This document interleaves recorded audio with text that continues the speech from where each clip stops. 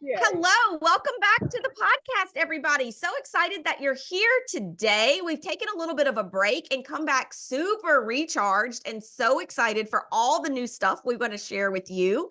And today I'm so excited because I have my friend and Wild Child Garden Club member Kathleen Pourciau from This Time Gardens here. Kathleen is known, y'all, for gathering in her garden. And that is what we're talking about today because we want to really simplify garden gatherings. They do not have to be complicated. They do not have to be expensive. They do not have to dominate your whole weekend. Like this can be something so easy. And Kathleen creates garden memories for a living. So I want you to really pour yourself up something yummy. This is an episode you are going to love. I already know it. So welcome, Kathleen. I am so glad that you're here with me today. Hi. Me too. I'm just so thrilled and honored. Thank you so much. I love it. Well, tell us about yourself and your garden, how long you've been gardening. Tell us about it, everything. Okay, so I have loved flower gardens forever. And, picked tiny flowers ever since I was a little girl. But I did not start vegetable gardening until I got COVID in March of 2020. And I was stuck in a big window on a daybed. And my daughter said, we should plant a garden there. And I'm like, flower garden? And she said, no, a vegetable garden. So with a little whittling down, I thought, all right, I'm terrified. I don't have a clue. But yeah, when some Pinterest pictures, I thought, oh, as long as it can be beautiful, I'm in.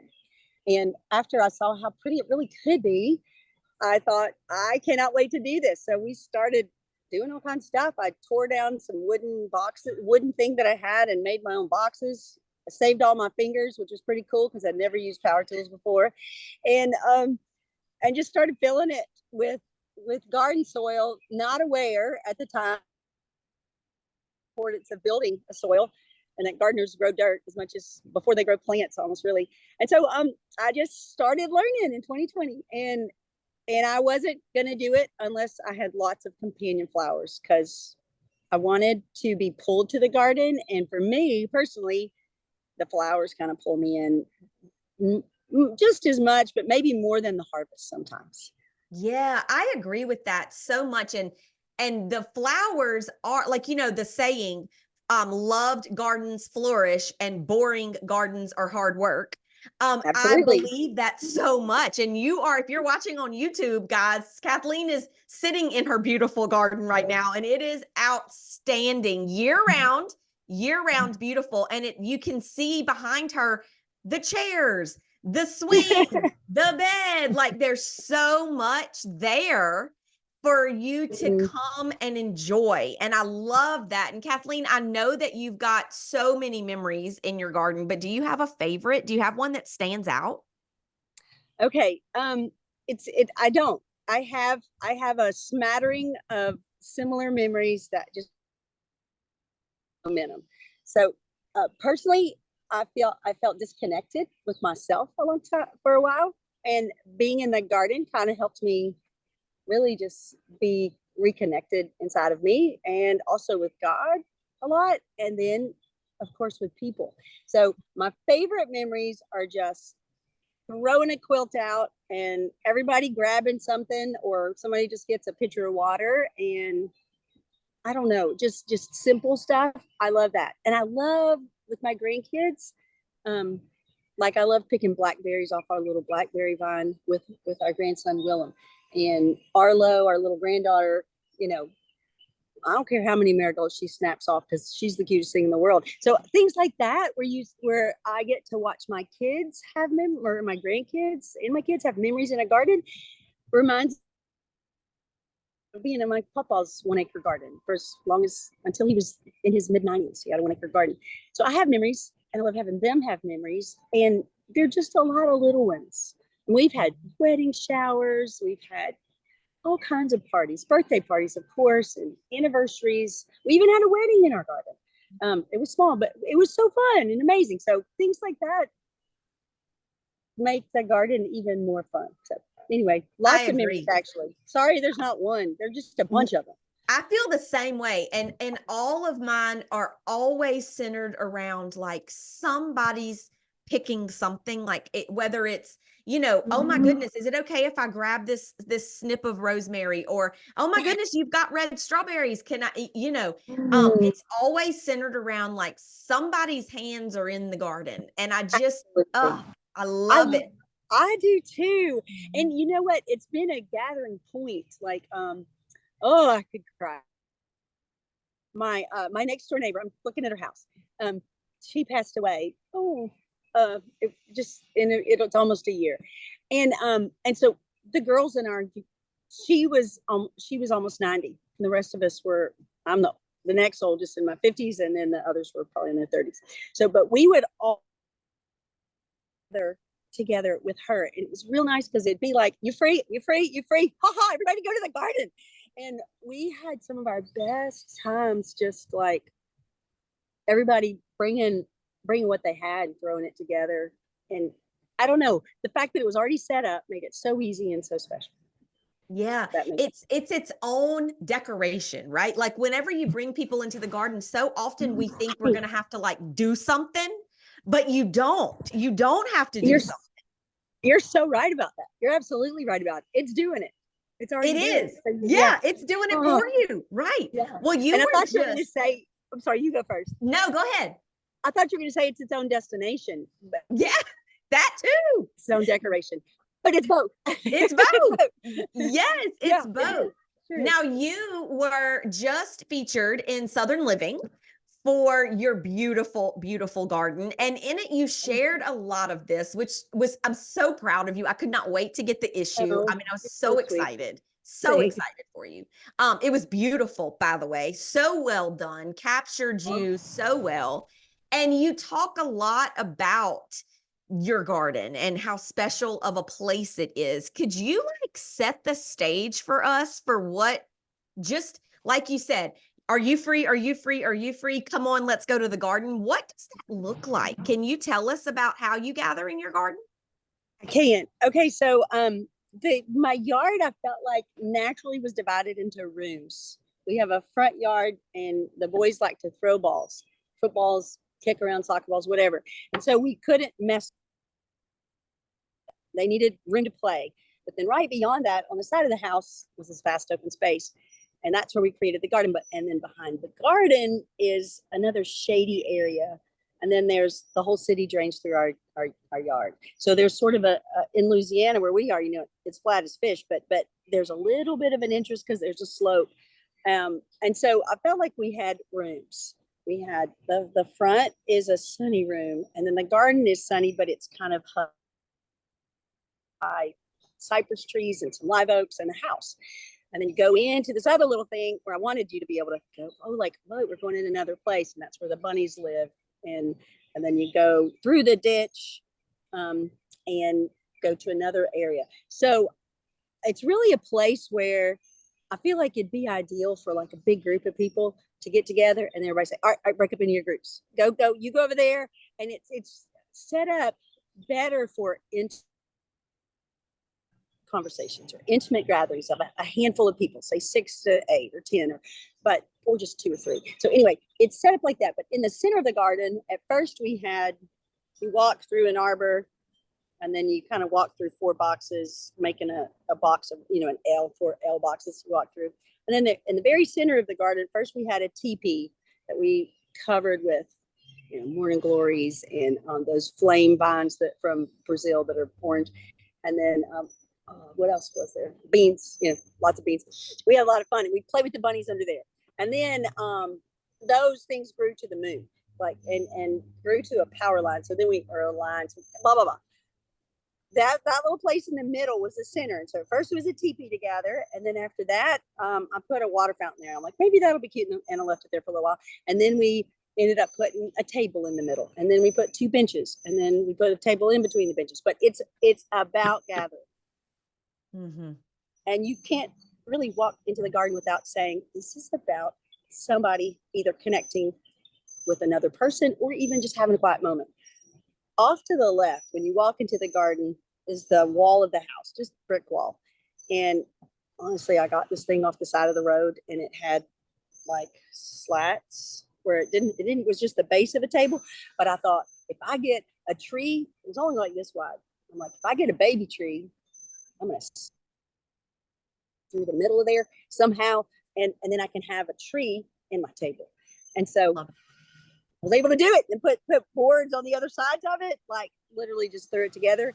And then so that's another gathering spot, and it's real nice because it's getting bigger, but not, it's a red bud, so it's not going to be massive for a while. Anyway, so that's another spot where we gather in our garden. That My is favorite. so exciting. I love that you're like, I found this on side of the road. I brought it home, and I thought to myself, if I could get a tree to grow through that, this could be amazing. That tree is so significant in your garden. I mean, it's its own, you say it's another place to gather. And I agree with you. I feel like it is its own destination in your garden, like just that table. And tables have such a significance to me. And I know they have such a significance to you. Yeah. And I love that you're saying like, hey, look, it doesn't even have to be a table. It can be a blanket, you know, like it doesn't have to be something fancy. What does having a table in your garden allow you to do that without one you just can't do? Oh, that's a great question. It allows you to have something that's already set up that you don't have to do anything but sit. Yes. Have to do anything, but you don't even have to have something to eat. But I keep quilts, most of them that I've gotten at estate sales are that aren't heirlooms, right? But they're still beautiful. And I just keep them on my front porch. So everybody knows that you throw out 3 quilts and just move them to the shade whenever the sun moves.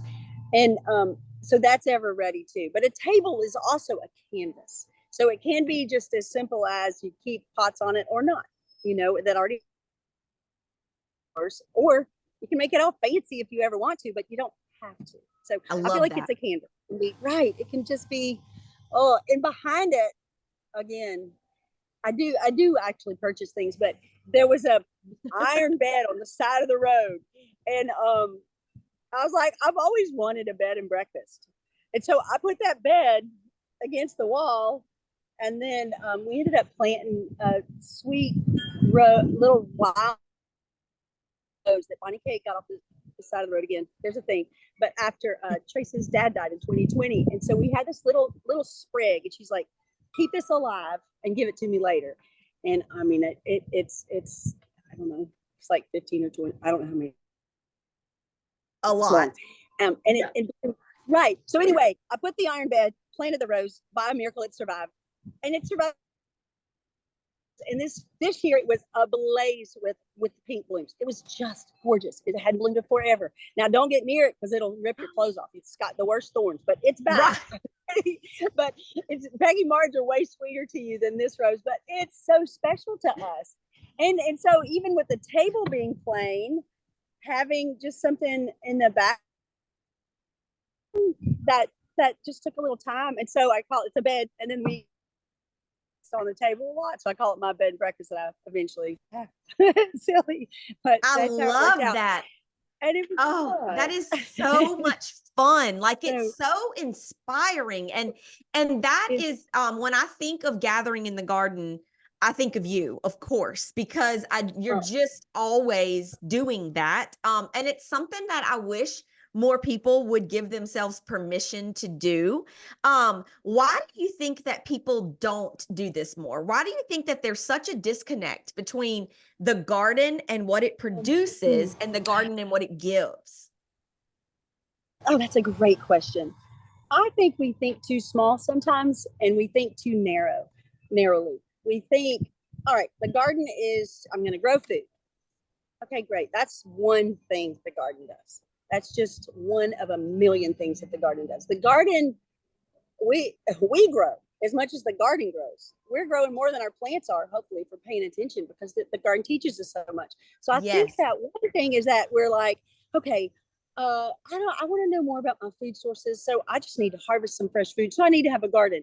But I would invite people to think way bigger, because it's just not fresh food you need like a balm for your soul. You need some grounding, not just with your feet on the dirt, but just for your life. And I think a garden provides that. So I think we also get intimidated and we think, oh, if it's not going to be magic, or it's not going to be impressive or amazing, then maybe, I don't know, maybe I don't have what it takes. So they're intimidated. And really, I thought about when I went to my friends' houses when I was a kid.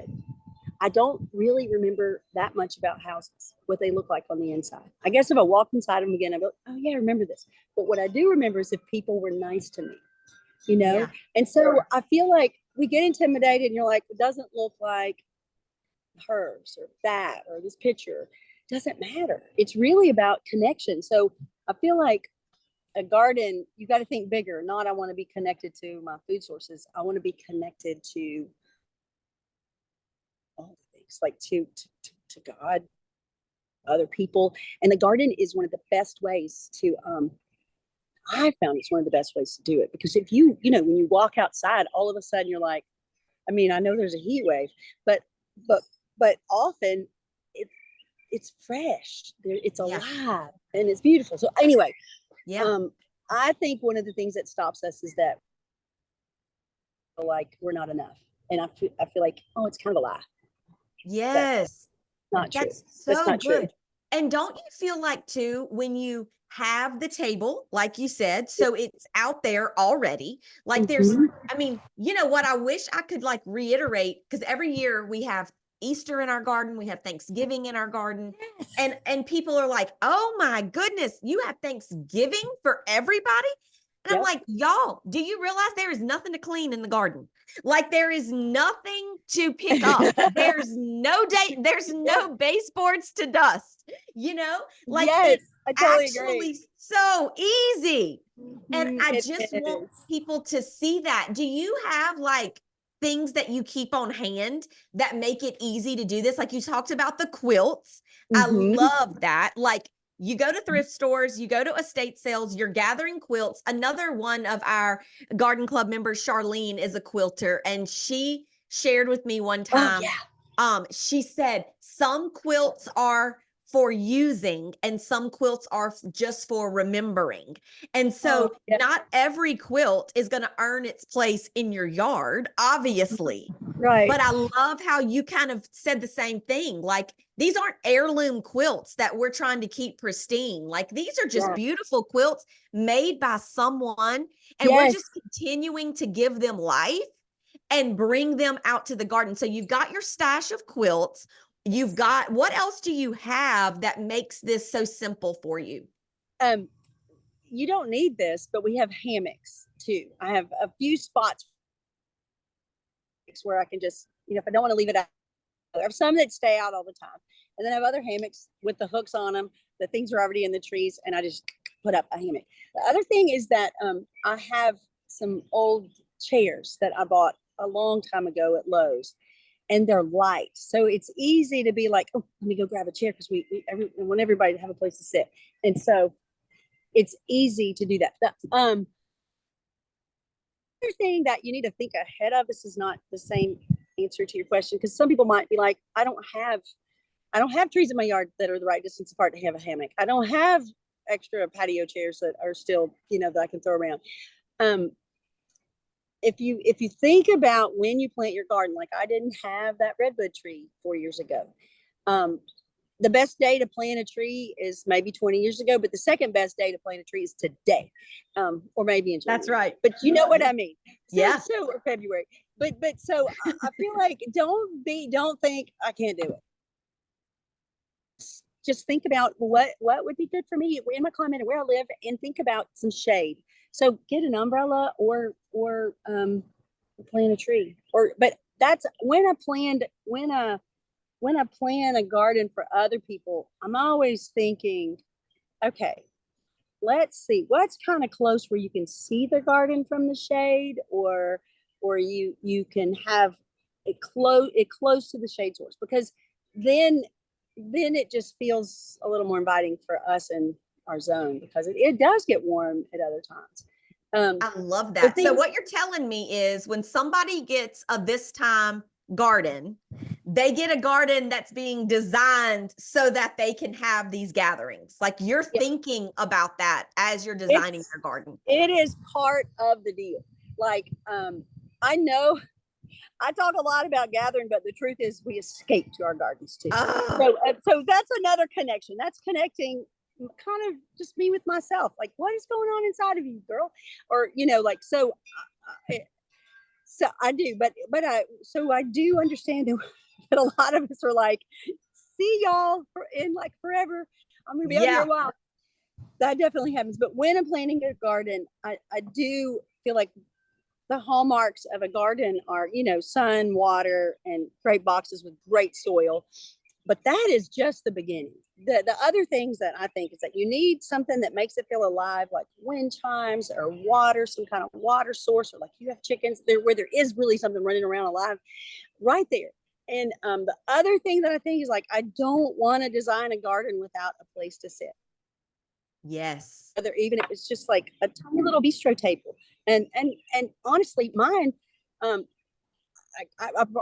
promise I have bought stuff, but like mine was like a pot with a marble circle on it. I found somewhere, and I just stuck it on there, and then some of my benches are literally pots turned upside down with boards across them.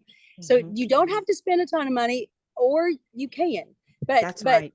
but just have it in mind that like the garden space is not just it's for my emotional and mental health and my friendships, and it all goes together. So think big. Yes. Oh, that's so true. What are some of your favorite plants that you Oh, want to put in to create this magical space? I mean, we've already talked about so many. yeah, Do you have any that you're like, no, listen, if you're going to have a garden, yeah. it's got to have this plant? Is Okay. there anything that's like a staple in a this time garden? That's a great question. It's a collection of things that's the staple. The other thing that I like for gardens is that you got to go up. Increase your real estate by going up. You can Yes. grow so much more if you have a trellis, and it provides a visual, accent that lifts you, and that's nice. Um, for me, it's the pollinators, the Yeah. pollinator beds. So I love the perennials. Remind me of old friends that just show up right when you didn't even know they were coming, but you really needed them. And you don't know it. Oh, But all of a sudden, that daylily pops in and you're like, oh, thank you, mama. yes. Or love rudbeckias now. They won't stay in their lane. They're going to take over. I don't care. I love them. And I can give That's away a right. ton because it's fine. So I really love having things that I put all the way around the garden to that remind me of people I love. I've asters from my grandmother, daisies from my aunt, a million different, flag irises from my sister. Like, Yes. I feel like that, I don't know, you walk your garden and you kind of walk through memories and relations, and you Yes. remember to pray for somebody, or I don't know, that for me, it's and so my daughter Bonnie Kate is real helpful with my garden. She's always like, I don't think people know that you grow vegetables, mama, because you love flowers so much. And I'm like, well, that's what got me in it in the first place. But I do love the vegetables, but I love the vegetables paired with the companion plant, with their flower, putting sweet alyssum with cucumbers or marigolds with Yes. tomatoes, things like that. You know, Yes. that comes back to your point of like a garden that's tended, or I wish I knew how you said it, but if it's neglected, it's not as beautiful. If the flowers are there, if you plant them, they will come. Like, I That's feel like right. if you have that pulls me out as much as, oh, I need to harvest my okra. It's going to grow 5 inches in one night if I don't go Yeah. ahead and pick it. Yeah. Stuff like that. Like, the flowers pull me Yep. out. I agree completely. And the So, flowers being out there, they're their own whole thing too, because it's kind of the yeah. same thing. Like, I will clean my house if I know that the reward at the end of my clean kitchen is going to be a gorgeous bouquet from my garden that I'm going to put on the island, Oh, yes. And in the same way, it's kind of like you Yeah. were saying, like whenever you're not tending your garden, when your garden is neglected, nobody wants to go out there. Nobody wants to think about the okra that's Yeah. now 17 inches long because we slept in this morning. Yeah. Like Yeah. nobody wants to think about that. But those Yeah. flowers, the herbs, the Oh, excitement that come mm, along with those treasured vegetables that feel like they're never yes. going to be ready, or those strawberries that we have to pick first thing in the morning before the mockingbirds wake up. Like Yes. those things are what Yeah, get us out there. they And do. you speak a lot about Bonnie Kate. Y'all spend a lot of time in your garden, right? Like that's been a We special do. gathering place for the two of y'all. It really Who has. knew? Like Right. what a special thing. Tell us And about that. You with Carson also, Yeah, like it has pulled y'all together so much. I it mean, has. I So know. true. Yeah. So, yes, Bonnie Kate was the first one. I have 7 kids, and they had not all, but most of them had, a couple of them had really, really wanted a garden, and the got was tomatoes in a pot somewhere, and I was like, water them, they're yours.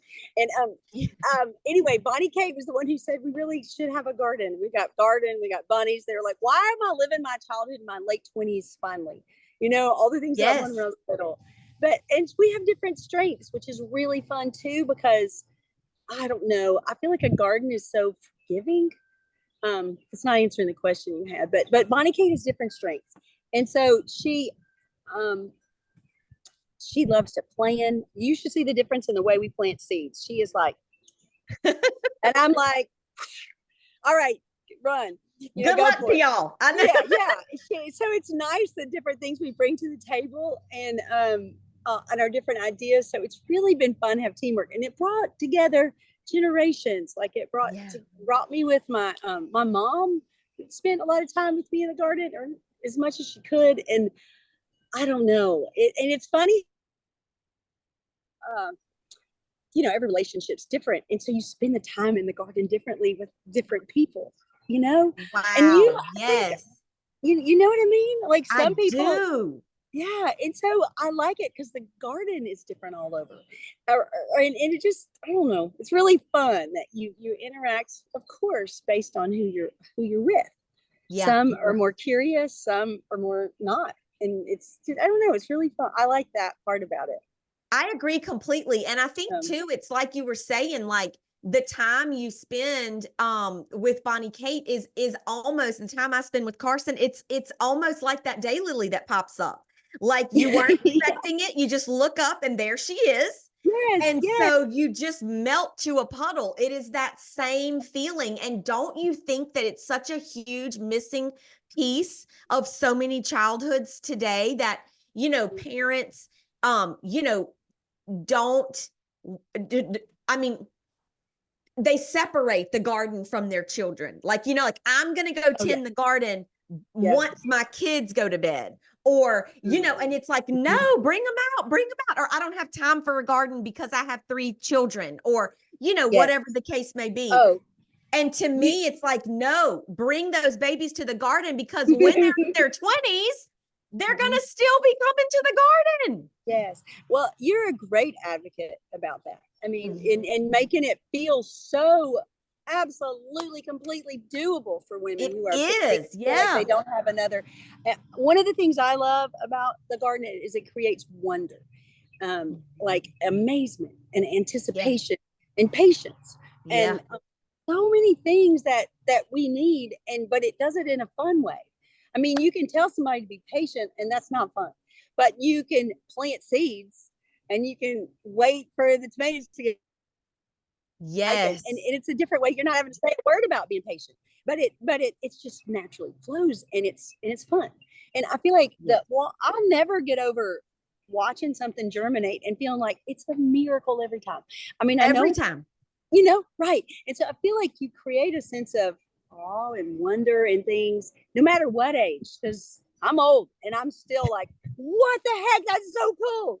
Like I feel like it's a gift to your family. And also, I'm so easily sucked into things that aren't life giving. A Oh, yeah. garden is life giving, and relationships are life giving. I mean, if we're careful with them and we tend to them well, they're Yep. life giving. Yep. And so I feel like in a world of so many things that don't really add, they sort of like open the spigot on the bottom of us. We're trained, and we're not built up. Yeah. And a garden is different. A It's garden is different, different. and Mhm. but it is. It really is. I love how you give everyone so much practical instruction and ways to equip people. I think it's a lack of confidence is one reason why we don't get people together. We're like, I haven't weeded or I neglected this. And so it's really nicer to have somebody who's like somebody invited me into her garden yesterday, do a consultation. And it was so exciting because just a few things I had told her about amending her soil and do these things, and her garden was gorgeous. And she didn't. I knew she's like, I haven't weeded there. And I'm like, I couldn't care less. And I'm so glad you didn't weed before you called me. I'm so glad you let me come in here. Like sometimes it's nice if someone comes in your house or you go in someone else's house and you can tell.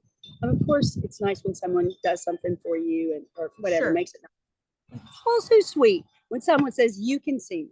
You can see without it all being buttoned up. That's right. It's so human, isn't it?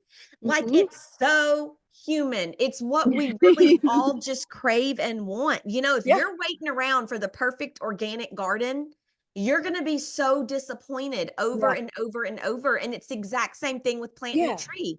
The best time for you to plant a garden was 20 years ago. The next best time is right now. Don't especially waste in our climate. Yes. Like don't waste another minute. Yes.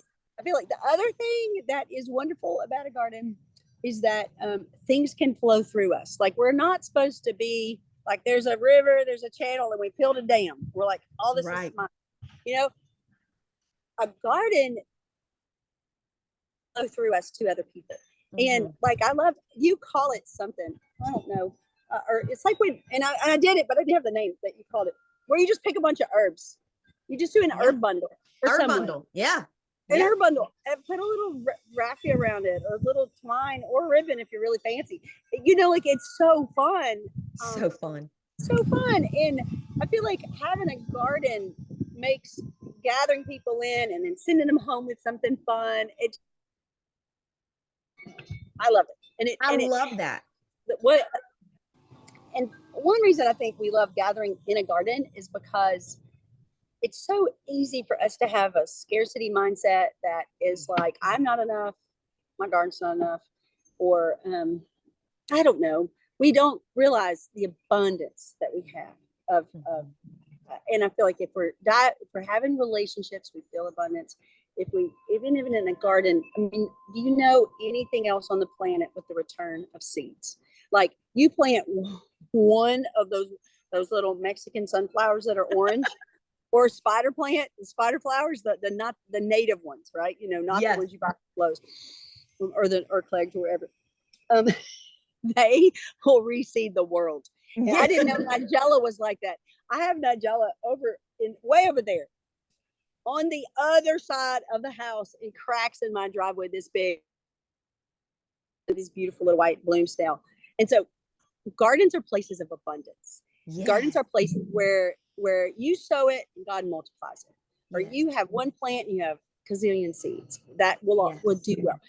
And so I feel like it's nice to have our eyes open to a sense of abundance. And so it's a great place to gather because of that, because there's plenty to give. Usually, there's plenty to give.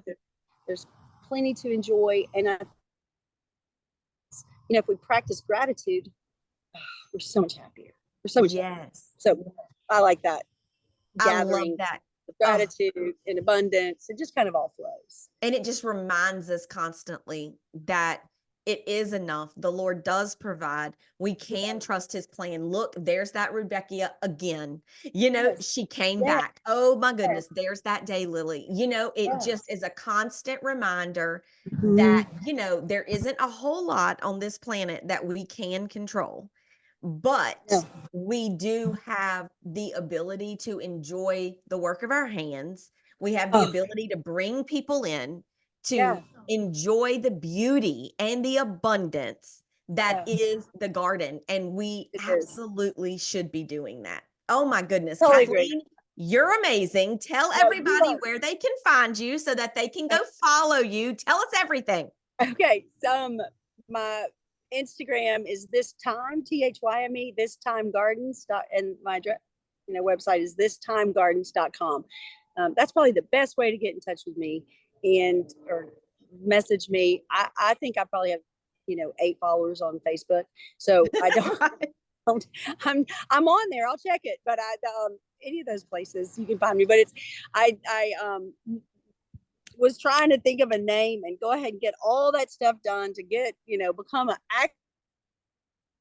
entrepreneur. It scared the mess out of me. Yep. But to just step out into that world, and I'm glad I did it. But I was just trying to be clever. And this time, I wish I had done it earlier. I wish that a long time ago I had planted a garden. I think it would have been a real sweet balm for my soul a long time ago.